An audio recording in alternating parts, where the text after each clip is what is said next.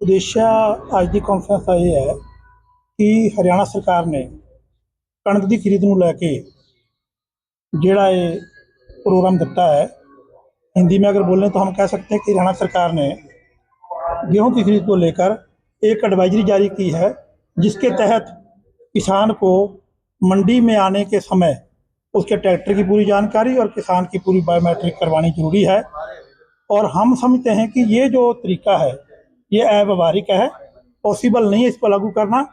तो पूरे हरियाणा में जब से ये एडवाइजरी जारी हुई है, अखिल भारतीय किसान सभा और संयुक्त किसान मोर्चा के सभी घटक मिलकर सब जगह मंडियों में इसका विरोध कर रहे हैं। आरती एसोसिएशन भी अपने ढंग से विरोध कर रही है। और कल हमारी संयुक्त किसान मोर्चा हरियाणा की मीटिंग में ये फैसला हुआ है कि हरियाणा सरकार अगर इस तुगलकी फरमान को, अपने इस एडवाइजरी को वापस नहीं लेती है तो आने वाली 11 अप्रैल को पूरे हरियाणा के जीडी रोड को जाम किया जाएगा।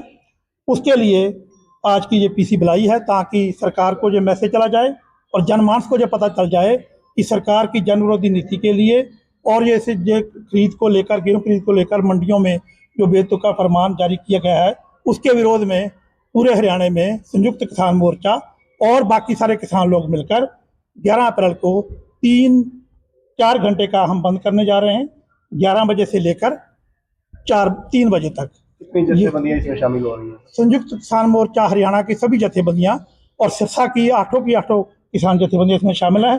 और आरती एसोसिएशन का सहयोग भी हमें प्राप्त है, वो साथी भी जहाँ हैं वो भी अपनी बात रखेंगे। अब मेरे दूसरे साथी जिंदा जी नानू आना है, हरियाणा किसान मंच से, वो भी अपनी बात करेंगे। सिरसा में भी कोई जाम की स्थिति होगी?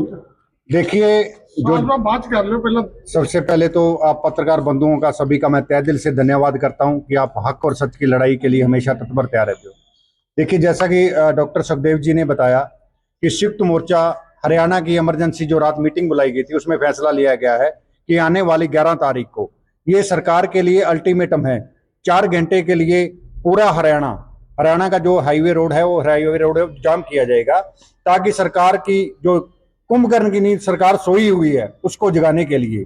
अगर सरकार अल्टीमेटम से पहले अपनी बात बैकफुट पे आ जाती है तो शायद हम इसको स्थगित भी कर सकते हैं, अन्यथा हमारी जो कॉल है यूं की तूं रहेगी। ये हमारा ट्रेलर है, पिक्चर जो है वो आगे इनको बड़ा आंदोलन करके इनको दिखाई जाएगी। सरकार तो कह रही है इससे फायदा किसानों का, नुकसान नहीं है, बायोमेट्रिक हो रही है। देखिए, फायदा किस चीज का है?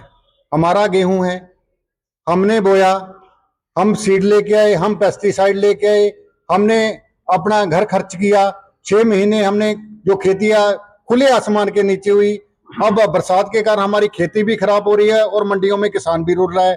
बताओ, किसान के पास समय कहाँ है कि वो अपनी खेती संभाले या बायोमेट्रिक करवाए या गेट पास ले? इतना समय नहीं है किसान के पास। तो लगता है आपकी कॉल से प्रेशर सरकार पर बनेगा। देखिए, जो कॉल है वो संयुक्त मोर्चा हरियाणा की कॉल है। अभी तक मैंने पहले भी आपको कम शब्दों में कहा था कि ये अभी ट्रेलर है, पिक्चर अभी बाकी है। इसमें संयुक्त किसान मोर्चा भारत वो भी इन्वॉल्व होगा, उसके साथ जितनी भी आरती एसोसिएशन है पूरे भारत की, ये नहीं कि सिरसा की या हरियाणा की। हमारे साथी आरती एसोसिएशन वाले भी हमारे साथ हैं, उन्होंने भी हमारा समर्थन किया है। और 11 तारीख की जो कॉल है वो पूरे संगठन, जितने भी कमेरा वर्ग है, किसान है, मजदूर है, जितना भी कमेरा वर्ग है, आरती एसोसिएशन है, वो हमारा समर्थन कर रही है और पुरजोर इसका विरोध किया जाएगा। और आने वाली 11 तारीख को पूरा हरियाणा में चक्का जाम किया जाएगा। और आपने बात में बड़ी कॉल किसानों की बात की है, क्या कोई बड़ा किसान नेता भी आया शामिल होने के लिए? देखिए, अभी तो जो कॉल है संयुक्त किसान मोर्चा हरियाणा की कॉल है।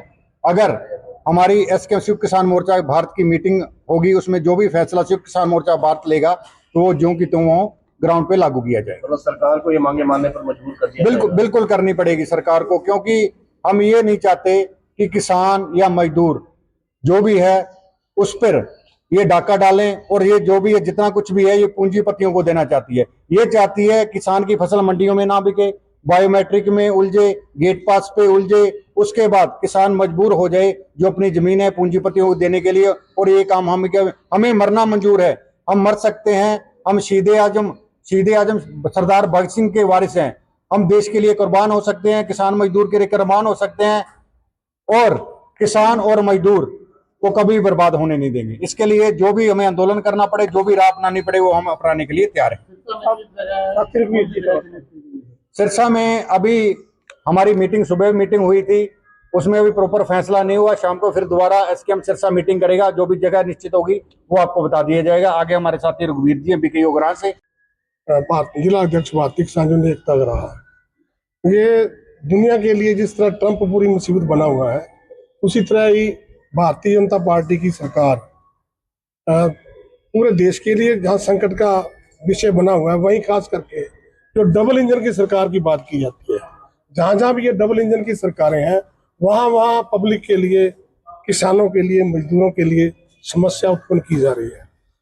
आप देख रहे हैं कि हमारे पड़ोस में खेती आधारित बहुत बड़ा स्टेट पंजाब है, वहाँ इस तरह के कोई आदेश जारी नहीं हुआ, लेकिन यहाँ भारतीय जनता पार्टी की डबल इंजन सरकारें हैं, वो बार बार लोगों को चेक कर रहे हैं कि लोग कितना प्रताड़ना जो है कितना सह सकते हैं, लोगों की सहन शक्ति क्या है। लेकिन हम आज ये जो प्रेस कॉन्फ्रेंस कर रहे हैं, इसके जरिए हरियाणा सरकार को वार्न करने आए हैं कि अगर वो समय रहते, ऑलरेडी समय जा रहा है बड़ी तेजी से। आप सभी पत्रकार बंधु जानते हो कि समय की जिस तरह किसानों के ऊपर मार पड़ रही है, खेतों में पकी हुई फसल खड़ी हुई है, ओलावृष्टि हो रही है, और जमीन इतनी ज्यादा नमी आ गई है कि उसके अंदर मशीनें चलनी, कंबाइन चलनी, हार्वेस्टिंग बहुत मुश्किलें पैदा हो रही है। एक तरफ समय की मार पड़ रही है किसानों को, दूसरी तरफ भारतीय जनता पार्टी की